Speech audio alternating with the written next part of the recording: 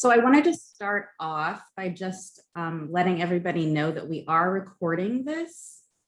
You should have received a notice that we had started recording. And so I just wanted to make sure that if you don't want to be on this webinar when we post it, you can feel free to keep your camera off and use the chat to ask any questions going forward. I usually like to give people a couple of minutes to join us, but since we're recording, I'm going to go ahead and get started because everyone's going to get a copy of this recording that registered, and then we'll also be posting this on the Tribal Cultural Resource Project website, which I will share with you as well. So just to introduce, this is a tribal advocacy webinar series that the project is beginning, and this will be our first webinar. This webinar will be on comment writing. It's kind of meant to be a best practices, a how-to strategies for comment writing. And so if you have questions, we have reserved time at the end of the webinar for questions. Feel free to post those in the chat, or you can ask those live at the end. My name is Najun Menka. I'm Koyukon Athabaskan and Lumbee. I am the policy fellow at Berkeley Law for the Tribal Cultural Resources Project. And I've been with the project since September 2020, so coming up on a year soon. And I am an attorney at Rosette LLP. I'm of counsel there. I would like to allow a moment for Seth to introduce himself. We're really lucky to have him working with us. Seth, please. Thank you, Najun. I appreciate that, and feel very lucky to work with you as well on this project. And want to thank everyone who's joining us or watching this webinar after the fact. My name is Seth Davis. I'm a professor at the law school at Berkeley, and my areas of expertise include administrative law and federal Indian law, and I'll be drawing upon that experience in our conversation today. Wonderful. Thank you, Seth.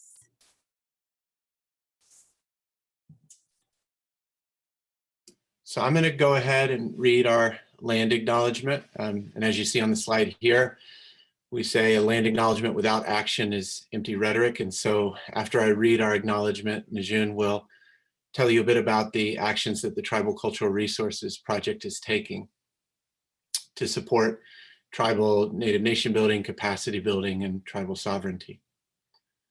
We recognize that UC Berkeley sits on the territory of Huchun, the ancestral and unceded land of the Chochenyo-speaking Ohlone people, the successors of the sovereign Verona Band of Alameda County.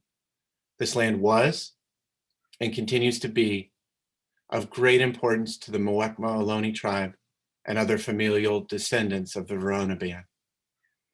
We recognize that every member of the Berkeley community has and continues to benefit from the use and occupation of this land since the institution's founding in 1868.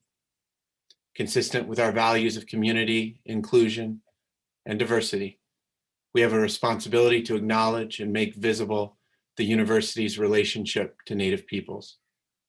As members of the Berkeley community, it is vitally important that we not only recognize the history of the land on which we stand, but also we recognize that the Muwekma Ohlone people are alive and flourishing members of the Berkeley and broader Bay Area communities today. Thank you for that, Seth.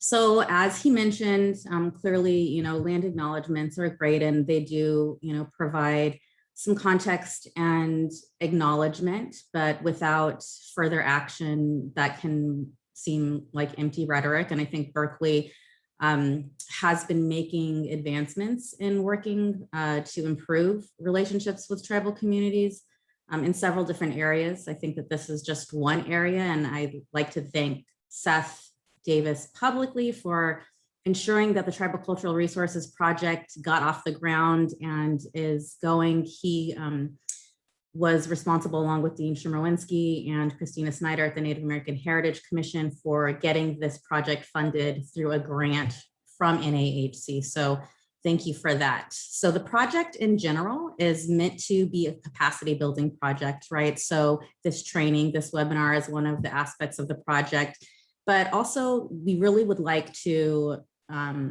extend the invitation to tribal advocates, whether that's tribal leadership, TIPOs, really anyone who is in need of some advice. And that comes with a caveat that we are not providing personal legal advice or counsel, right? So the project can assist with general areas of research in the law, things like this webinar, providing information and training about an area of law, but not necessarily personal legal advice. And so currently I'm working with pro bono law students at the law school to create a tribal cultural resource law handbook. That's something that's going to be occurring over the summer, and we are really excited about that. We're hoping for it to be comprehensive and really a practical tool for people to use. And so stay tuned for that and feel free to reach out if you have specific suggestions for content that should be included. You can reach out to me for that. And then also we're taking suggestions for future legal training webinars. If you have questions that you think aren't answered here today about comment writing, I'm happy to have that conversation one-on-one, or also to have a future webinar. I'd actually like to posit, if people are interested in having a conversation about comment writing regarding the University of California Office of the President repatriation policy, I think that would be something I could get done by the end of the month too. So I'll put that out there if people are interested. So what we're going to cover today, it's a brief overview. There's a lot we could talk about. Seth Davis is a professor for administrative law, so he could go really into the weeds. We're trying to keep this pretty high level today. Talk about, the ways within which the law frames the rulemaking process. So the notice and comment process that obviously differs from the state and federal levels. They differ in how to track and follow that process. And we'll cover the ways within which you can, become knowledgeable about where to find those notices, how to track those, and even actually how to find out what the agency is going to do in advance for the year, right? So I think those are key things to be proactive, right? We all know that when we provide comments at the last minute, that isn't super effective. And so I think making sure that we're all aware about and following the rulemaking process from its inception is really key and important. Seth will cover, and I will also assist in why the notice and comment process is important. Clearly, there's legal accountability there. We really want, our voices as stakeholders to be heard in this civil engagement process. Whether that's in support of a rule or a law, or to push back against legislation or rulemaking that we don't necessarily agree with. We'll cover how to structure effective comments, what legal arguments are effective. I think that's something that, we can always get, a reminder on if we've been refreshed on that before. So I think that that's a key part there as well. And then we'll cover some best practices and end with some resources and questions. So to start off, I mentioned that state versus federal law, it's different, but really the substance is the same, right? These regulations were enacted by state and, I guess by the legislatures, right? By Congress and by the legislature to ensure that agencies undergo a rulemaking process that covers public comment, right? The whole point behind these administrative procedure acts is to ensure that the public has an opportunity to comment on rules and regulations that will affect them. And I think it's, a good way to kind of be informed, right? You want to be able to cite rules and laws. And so being familiar with where these are located and what they do say is key. They're also very short. So I encourage everyone to follow up and read those on your own time when you have a moment. Moving on to knowing the process and the timelines for those process. On the federal level, I think this is a really great place to go and look is reginfo.gov. So every year in the fall, agencies will issue their regulatory plans. So you'll see that I've highlighted that up there. I think I've got a little pointer here. And then you can see that there's these unified agendas here. And what those are is the regulatory plan that comes out in the fall, along with an agenda that comes out in the spring and fall. And together those are called unified agendas. And so if you go to reginfo.gov, you'll be able to see, you'll see the agencies listed there at the bottom of the chart, right? So Health and Human Services, Department of Labor, the EPA, all of those have their rulemaking processes going forward. You know, in the fall, which is coming up, they'll issue their regulatory plan, and you'll be able to see what exactly their actions that they're going to propose going forward. And this is a key time, right? With the new administration, with the Biden administration, there's going to be a lot of changes in rulemaking, probably trying to undo some of the things of the last administration. So I encourage everyone to go and check this out. I think one key point about the process and timelines is that, you know, once a notice is published, right, there are a certain amount of days that you have to comment, right? So in California, you have a minimum of 45 days for comment. And at the federal level, it's 30 to 60, but oftentimes it'll be extended. I think, you know, for large rulemaking processes, that often gets extended out. And, you know, as far as where to go, I think California is fairly unique. So they have an Office of Administrative Law. If you go to that website, it'll give you a really great tutorial of how to follow the rulemaking process. And so I suggest that. I've got some resources listed at the end of the presentation, and I've got links to the Office of Administrative Law and regulations.gov. And so California updates its regulations with a central database every week on Friday. However, it differs a little bit from regulations.gov, which you'll see here is the federal rulemaking comment website. And here you can go and put your comments in directly to regulations.gov in this central portal to any rulemaking agency. On the state level, you have to do a little bit of fishing. And so you'll need to make those comments directly to the agency. And so I've provided that link as well at the end of the presentation. And so you can, it's just a PDF, and you have all of the agency heads and who's accepting comments for each agency. So it's really great to go check out the Office of Administrative Law and see there's some presentations there as well, and some really good resources. I also wanted to highlight, as I mentioned earlier, the University of California does create policies that are important. I'm sure you're all aware, hyper aware, that there's been a long rulemaking process happening regarding the Native American cultural affiliation and repatriation policy, and it's gone through several different iterations. Currently, the newest iteration is accepting comments through May 30th. And so I would encourage all of you to go to the University Office of the President and review that policy. Generally, the University of California Office of the President, or UCOP as we call it, is where the policy making for the UC campuses occurs. Obviously, every campus can also have several of their own policies, but I think it's really important that our stakeholders and our tribal communities are following the UCOP office as well. So the federal rulemaking and notice and comment process is located at regulations.gov, and I screenshotted this here because they had kind of a revamp recently, and it's updated to make it easier to search for rules and comments that are submitted. And there's a short video on their website with a brief tutorial. So I encourage people to check that out. It's just a couple of minutes. What I like about the changes is that you can search for comments made by different agencies. So I went in and tried to look for National Congress of American Indians, seeing who's been commenting. I didn't find much with them, but there are other entities that have been providing comments. And so if we search for tribes, you can kind of see where people are making their voices heard. And I think that that's something that's really interesting to look into as well. And I'll pass it to Seth.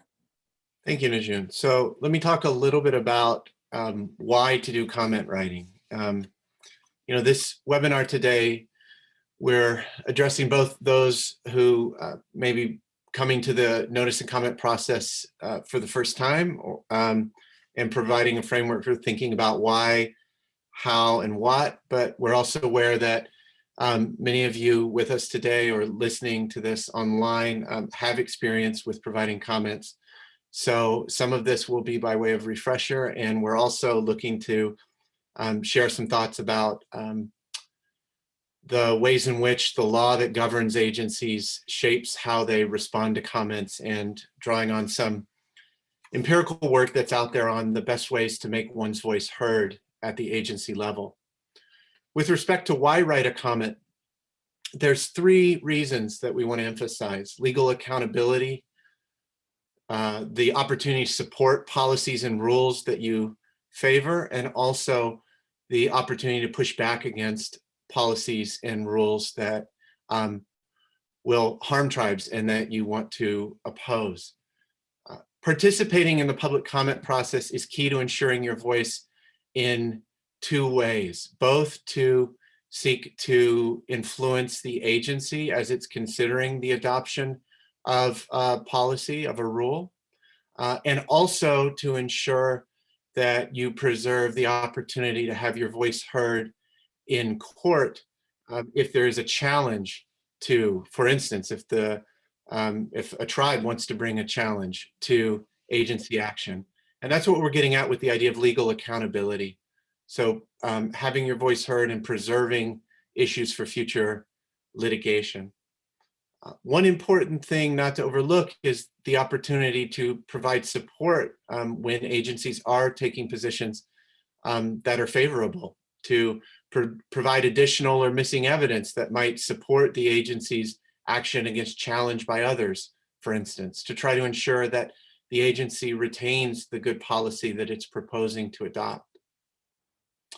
And of course, comment writing allows you an opportunity to push back against poor policies and rules, to ensure that, to make arguments that what the agency is proposing to do is contrary to the law that applies to it, or that it's bad policy. Dejun, could you go to the next slide, please? Thank you.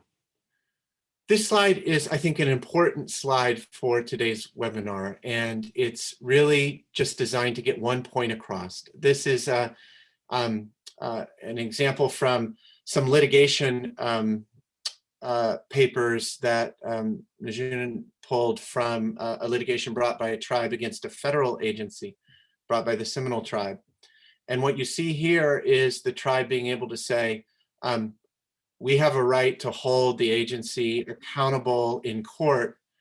We have that right. We preserved that right because we participated in the rulemaking process in front of the agency. We told the agency about our concerns and our objections. The agency has now not responded, but the fact that we participated in the agency process, in the comment process, that provides the basis, the tribe is arguing here, for it to obtain relief, to hold the agency accountable in court. And so one of the most important messages I think we can get across today in this webinar is that it's crucial to participate in the comment process in order to preserve issues, to ensure that tribes have an opportunity to use the legal avenues available to seek to hold agencies accountable to law and accountable to tribes. Next slide.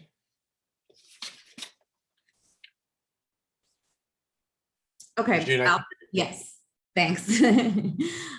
So one of the issues that the Seminole tribe had brought to the FCC on that last slide was a failure to comply with the National Environmental Protection Act along with the National Historic Preservation Act.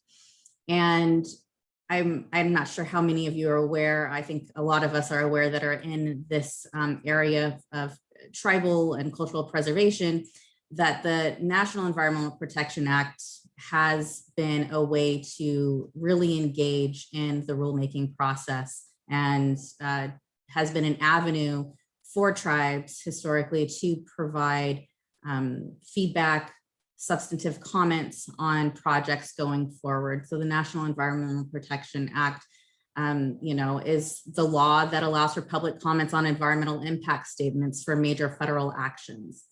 And so NEPA, the Council of Environmental Quality, is who's responsible for the regulations for NEPA, and they issued new regulations last year. Essentially, this is a great example of a recent law where, or the recent regulations where it really didn't align with the law, right, with the statute as Congress passed it. And so these sweeping changes, led to a substantial amount of commenting, essentially gutting the law, will have profound effects on the ability for the public to have input on these major federal actions or projects. So the statute, as I mentioned, which is the law, as Congress passed it, is important knowledge for comment writing. So the law here is located in the United States Code versus the Code of Federal Regulations, right? So those are the two different types, and I should have typed those on here. But suffice it to say that Congress passes the code, right, which is the law or the statute, and the regulations are issued by the agencies, and those are meant to implement the law. So while Seth is going to further discuss the importance of knowing the statute or law in a few slides, we always want to really look at asking why the law was passed and if the regulation that's being issued is in line with that intent of the law, with the letter of the law.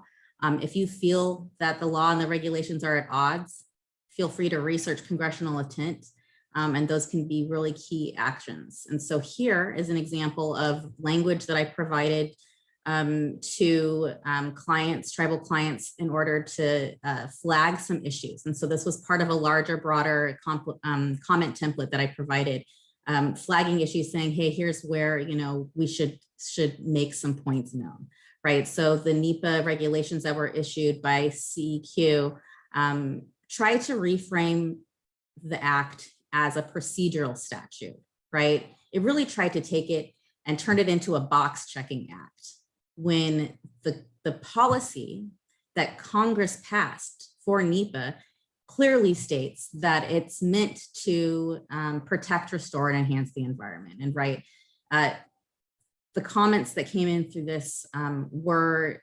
substantial, and a lot of those comments suggested that this would lead to an expected result, which was litigation.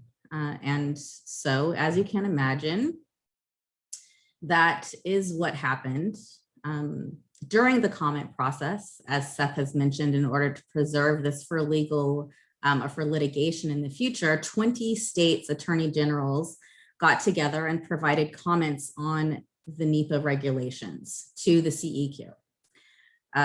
After the rule was finalized, those same 20 states got together and sued the Council for Environmental Quality. And so the section that I shared here states part of the argument that I noted in my comments, basically that the regulations violate the law and purpose of NEPA. This particular objection in their case, in their complaint, goes further to say that the agency exceeded its authority, right? So what authority does that agency have? Well, that authority is it's bounded by the law, right? It's bounded by the law that Congress passed. And so, this example, right, brings up a couple of key items for discussion. So many of you have probably received emails, with asks to sign or to send in template comments on various laws or regulations. And, this can be important when your issues with the law or regulation are exactly the same as the person or entity who has drafted the template comments. And if that is the case and you want to let an agency know that, hey, there's a lot of us that have these same issues, then, submitting those template comments, especially in a time crunch, can be key, and it is important, right? It adds to the numbers and lets the agency know that a lot of people have the same issue. And therefore, there is power in commenting together that way. However, there's also a downside. Template letters can be seen as one comment. And so it can be much more effective if you take those template comments and personalize the format, right? And a lot of times you'll see the same formatting when, say, a legislative aide for, their constituent aides are reading through comments, right, submitted to Congress, and they'll see the same letter over and over again. And pretty soon it's not as forceful, right? They're assuming they know what is in this letter already because the formatting is the same. It looks exactly the same. So even something as small as changing the formatting can be important. Personalize, add your specific arguments and evidence. When you have those specific points, it's important to differentiate your comments for them to be taken seriously. And as I mentioned, even just the formatting is key. So as another example, I'm drafting template comments to the University of California Office of the President repatriation policy, and I'm going to send those out to those and tribes. But I will encourage, when I send those template comments out, that I'm flagging some major issues. There are other issues that might be more pertinent to your particular interests. And so I would encourage you to take those template comments, personalize those, and then submit and add evidence and arguments that are specific to your tribe. So about structuring your comments, right? In addition to having your own formatting, if you're personalizing template comments, the structure is really key. And I think Seth would agree with me here that you really want to have a clear opening. You want, if they only get to, don't tell me, they have to read the whole thing, okay, by the way. But you want them to know right away what your point is. And you want them to know right away who you are, right? So having your opening paragraph have a clear ask, stating, here's the law that I'm citing, here's the regulation that I'm providing comment on, here is the policy and the date that I'm providing comment on. You don't need to provide a whole lot of background here, but I think you should provide a stakeholder statement. So what are your interests in the rule? And then at the end, of your intro paragraph, include a summary of your key points. I'm going to show you an example of something that I provided. Oh, did I skip it? Yep, there it goes. So here is a comment that I provided, I'm working on for the repatriation policy that I've been harping about. So here you'll see I've got a substantive summary heading that states the issue. Wait, did I feel like okay, sorry. I don't know what happened there. Technical difficulty, my bad. So here's a comment on a policy that I provided to the University of California Office of the President. As I mentioned, they issue policies quite frequently. This one is on data ownership, stating that regents of the UC system own all data produced by the university. So you'll see that I've got my title here. I've addressed it to the person that's listed in the policy. I've named the policy and the date in the regarding line. I've bolded that. That's my personal preference there. I state, I've got my stakeholder statement of interest. What do I, what's my concern and why is that concern relevant to me in my position, right? Here I frame it in as the Tribal Cultural Resource Policy Fellow. I could have easily framed this as an Indigenous person myself. There's a personal interest here. I could have framed it both, right? However, I chose to frame it that it's essentially my job to be concerned about policies affecting tribal cultural resources. And that's what I'm commenting on. At the very end, I have a clear ask, right? So my comments recommend that the UC Office of the President adopt 2 targeted revisions to the draft policy that would reduce the risk of harm to tribal cultural resources. So that was a good example of an intro, and then I'll pass it off to Seth to talk about further structure. Thank you, Najun. So I'm just going to talk a little bit about the structure of comments, which, as Najun highlighted, is very important. There's a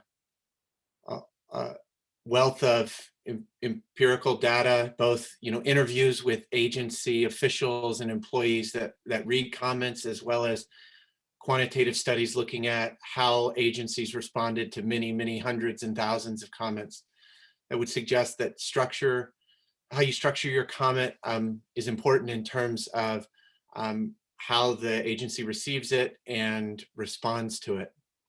So one thing just to highlight is you do want to have that stakeholder statement, and you do want to provide enough factual or legal background to support the specific things you're asking for. But you don't always have to have a big background section. Usually that's for if you're writing very long comments, 5, 10, 15-page comments. But for shorter comments, you don't need to have a long background section. One thing that we would really encourage is if you're making several different points, to have separate headings for each of those points, each of those comments, and have each of those headings be a particular thing you're asking the agency to do. So if you look back to the example that Najun gave a moment ago of a comment that she drafted, if you look at that full comment, you'd see a heading for one point and a heading for the other point related to the asks in that comment. And the other thing you want to think about is what is the basis of the comments that are being made, right? Is it a legal point that I want to make? Is it that what the agency is doing is inconsistent with the statute that directs the agency to do certain things and not to do certain things? Is it a legal point? Is that where I can make the biggest impact? Is there a policy point, right? So am I saying something about the potential destructive impacts of the policy or the benefits of the policy? Is that where I'm focusing my comment? And then a third type of comment is about the evidence. And I think this is particularly important in the space that we're focusing on of how to protect tribal culture, how to protect sacred sites, for example, insisting that the agency have evidence when it's reaching conclusions about whether its actions will impact tribes or not. So are you making a comment about the evidence? I think of these as 3 different categories of comments, and the 3 key categories of comments. And for any given comment letter that you're writing, thinking through which categories am I focusing on here can be very important for structuring your comment. And sometimes, of course, you can make a legal point, multiple legal points, policy point, multiple policy points, multiple points about the evidence. In structuring your comment, you want to think about these 3 categories as points of focus for the different specific comments that you're offering. Next slide.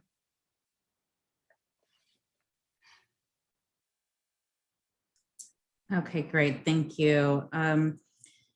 So I always want to follow up with a little bit of an example. I think that's always key to kind of providing some concrete knowledge and something to remember. So here I'm providing a sample comment that I'm working on for the UCOP repatriation policy. So you'll see under comment that I've got my substantive summary heading that's stating the issue, right? And so this particular comment is in regard to how the university system is going to allow for policy revisions in the future. And so the current iteration states that if the system-wide committee receives requests from tribes, they may or may not recommend that the UC consult with California tribes. And then it'll go forth as if says here on the slide, they'll notify tribes and post them on the public facing website for a certain amount of days. I pointed out that this is problematic for a couple of reasons. And so my substantive summary heading states the main reason why I think that this is problematic, right? It's contradictory to the fact that the law states that it's in support of tribal sovereignty, right? And I think tribal sovereignty is always something that we can keep pushing forward when we're writing comments. It's something that I feel we still have a lot of work to do to educate folks about. And so I chose to share this particular comment with this group in the hopes that perhaps this is something that we will all have in common, right? To echo and share about the current repatriation policy. So the statement that follows the heading highlights the lack of support, right? So I said the tribe does not support, I underlined that. And then I also provided the citation, right? So it's section 3D title revisions of these policies, right? And instead, usually I would provide the language and then strike out what I don't want and put in the way I would prefer it to be worded, right? I didn't do that here, but I think that that's always a good way to go. Go to my next slide. So following along, with you want to provide the rationale for why, along with those evidence and a solution, right? Here, providing solution for the agency to a job, I suggested the tribe's proposed changes and consultation directly to the UCOP, not to the system-wide committee. I didn't see a reason why the system-wide committee needed to be a gatekeeper to the tribes. And I think this goes to a larger issue, which, perhaps the UC system needs a tribal consultation policy. And so I also will be stating that in my comments, as I stated in those comments I provided to the UCOP last month as well. So you'll see that I've got a couple of reasons listed here, right? I make sure I'm including citations, right? So anytime I quote anything, they know exactly where to go, what I'm talking about. Here's 3 reasons that I believe my requested change is supported. Number 1, there's a legal reason. Cal NAGPRA's definition of consultation requires respecting tribal sovereignty. I've got the citation there. They can go and say, oh, yep, she's right. It literally says the policy needs to be in line with tribal sovereignty and respect tribal sovereignty. Cal NAGPRA also has legislative intent provided in the law, which I think is a best practice. I don't think a lot of time, the legislative intent is codified as well as it is here, and that's something that is beneficial to cite. So this particular citation includes that, this unique idea that is, I think, probably not as well known outside of Indian country, but it's fairly well known within Indian country, which is the Indian canon of construction. Basically, this is codified in Cal NAGPRA that, the policy should be applied to consider, that law should be interpreted as Indians would have understood them and construed liberally in favor of us, and to resolve all ambiguities in the law in favor of Indians. And then it adds at the very end that it should also preserve tribal property rights and sovereignty unless a contrary intent is stated. And so I highlight that because that language is powerful and it's codified in the law. And I think that we should be bringing that to the attention of people who are writing these policies. And then I follow up with 2 executive orders by California governors on tribal consultation. So point being, evidence, cite, these are, when it comes to cultural resources, Cal NAGPRA is something that you could cite for other resources, even if you were providing an AB 52 consultation or comment on CEQA. I think it's still appropriate to cite progressive legislation like Cal NAGPRA, because this is pushing towards human rights, which is where I think we're headed in the future for Indigenous people's law. Thank you, Najun. So we're getting towards the concluding portions of our presentation, and we do want to leave time for some questions. This slide and the next slide are what we're calling legal argument starters. So examples of language to help start thought about the types of legal arguments to make to agencies. We hope that this is helpful for all of you listening, including those who have experience with comment writing.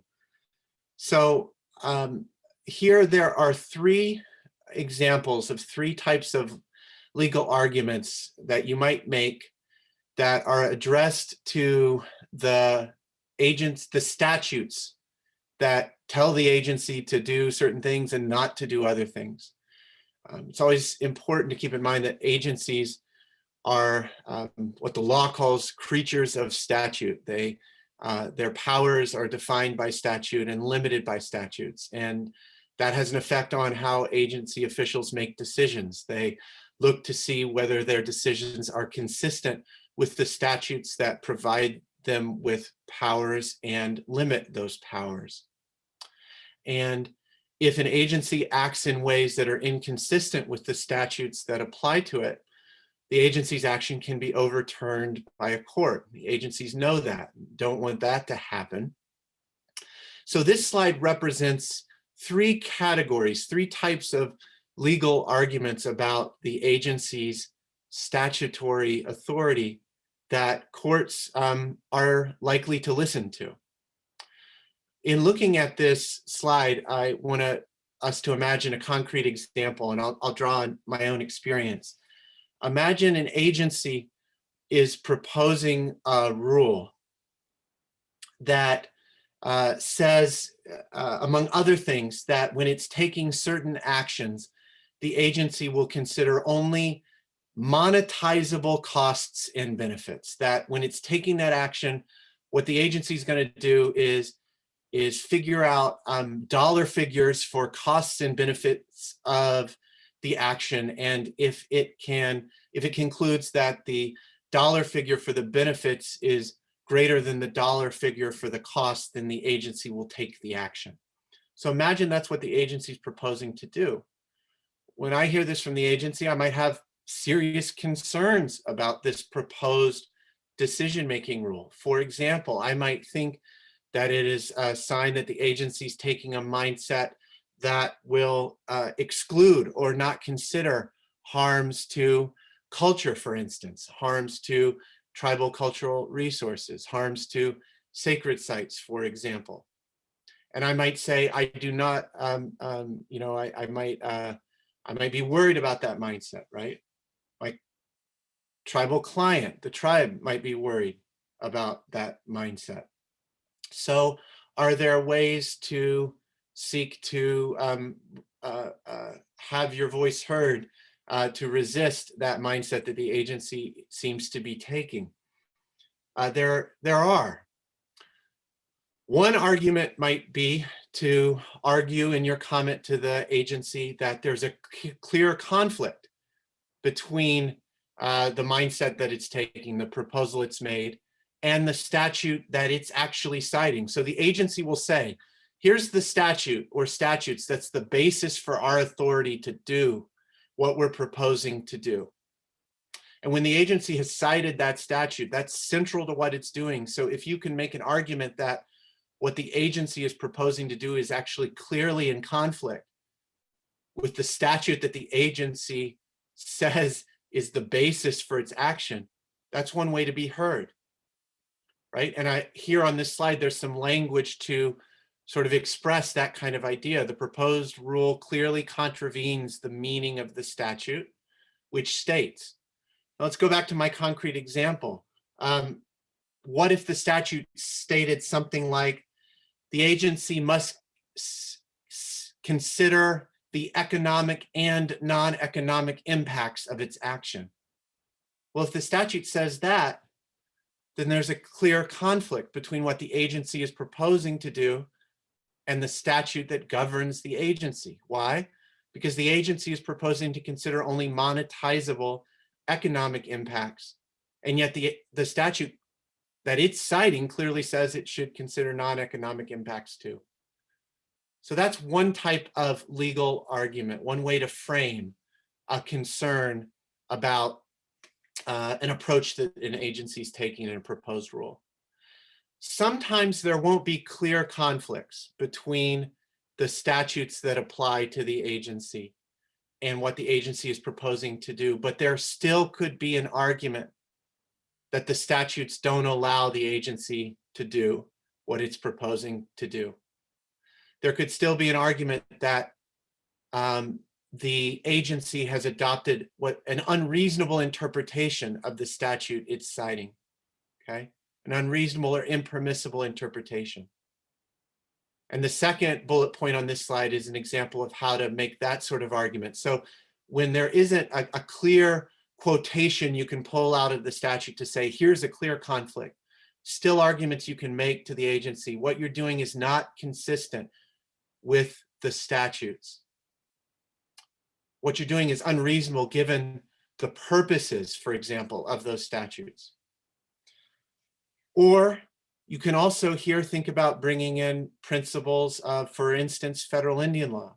So one example, you might say the proposed rule is based upon an impermissible interpretation of the statute in light of the Indian canon of construction that Najun talked about, which says that we construe ambiguous statutes in favor of Indian interests, right? Or the proposed rule is inconsistent with the statute's purposes, which include recognition of tribal sovereignty and a government-to-government relationship between between, say, the federal government and the tribes. A third type of argument might be to point to statutes that the agency isn't citing, it isn't considering, but it should be considering. And this is always important too. The agency may say, here are the 3 statutes that apply to what we're trying to do, and leave out a 4th statute that actually does apply and does limit what the agency is proposing. So you want to think about that as well. There's a conflict with another statute, right? Go back to my example, agencies saying it's going to consider only monetizable costs and benefits. Let's say that there's an historic preservation statute out there that does apply to the category of decisions that the agency's talking about. The agency hasn't cited it, and that act requires consideration of more than just monetizable costs and benefits. Point to that statute, quote it, say that the proposed rule conflicts with the agency's obligation under that statute. Najun, next slide. This slide talks about policy and evidentiary arguments. 3 types of arguments. 1, to say to the agency it's ignoring evidence and relevant concerns. Second type of argument, it's mischaracterizing the evidence in the record and the concerns that have been raised to it.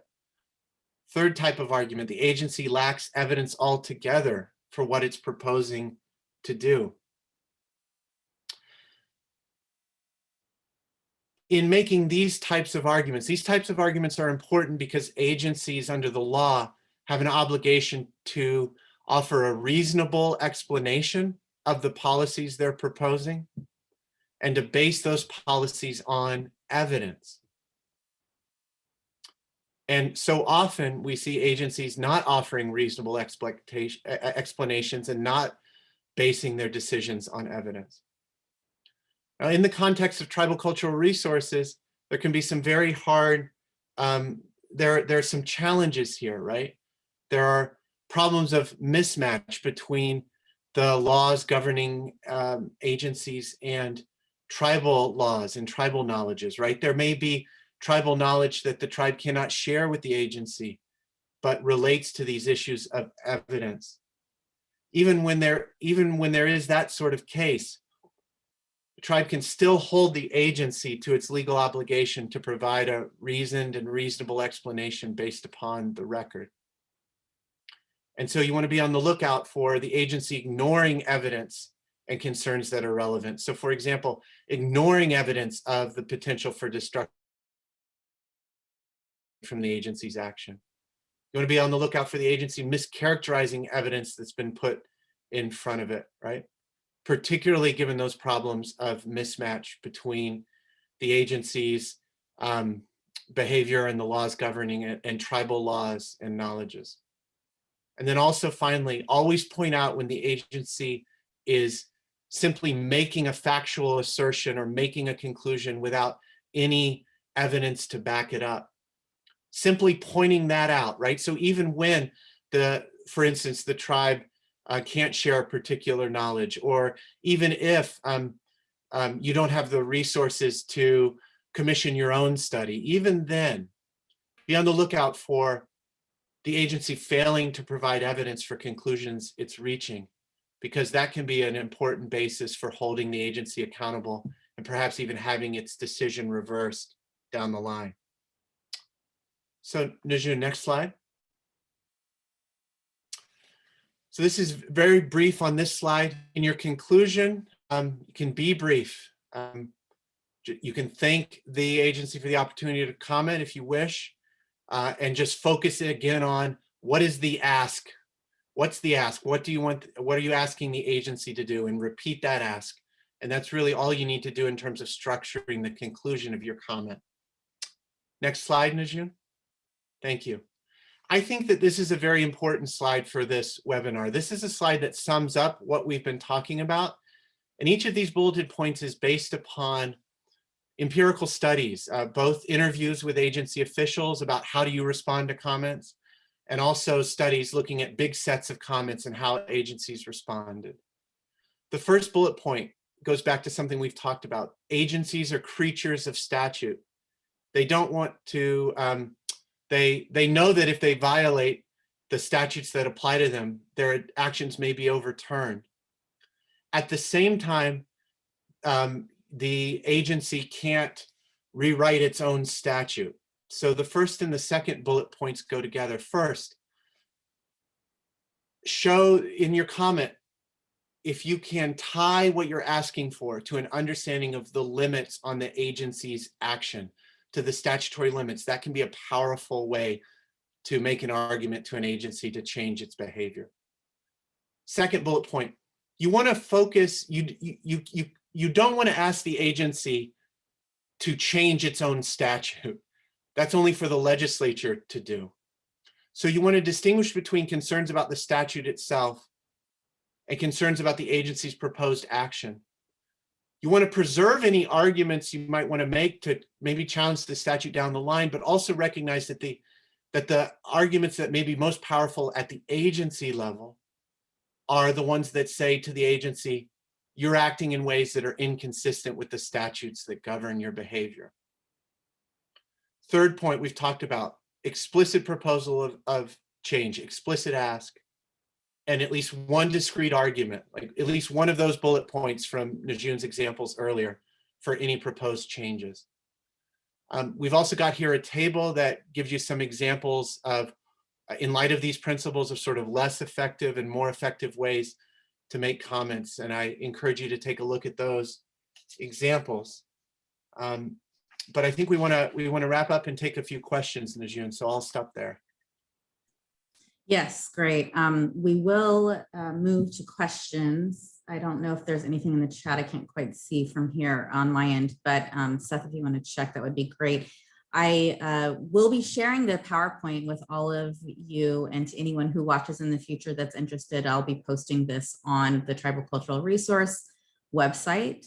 All of these links are really great summation points and places that I've highlighted during the presentation, and things that you could follow up and get some really key insight real concisely here. And so we will move to questions. Did we have any hands raised or?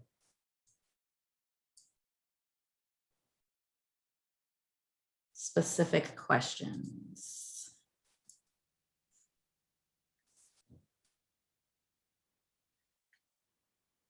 Can we have access to the recording also? Yes, absolutely. I will be sharing the recording, or at least a link there to all registered participants. Thank you.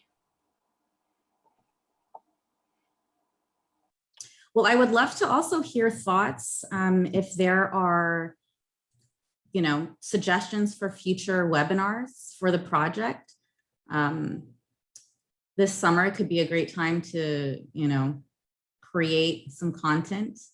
And so I welcome suggestions for any areas of the law that people are interested in learning more about. Clearly, I think CalNAGPRA, I'm working on some CalNAGPRA things now, and obviously comments with the UCOP repatriation policy or interim policy, as it were. And so those are things that I'd readily be available to discuss and assist with, but also welcome other thoughts. Feel free to email Seth or I. Here's our email addresses. And yeah, I'm always available, and I just really appreciate everyone taking the time to join us. And so feel free to be in touch. Just want to add my thanks and also encourage you to be in touch with me as well. Thank you so much for joining us today. Thanks, everybody.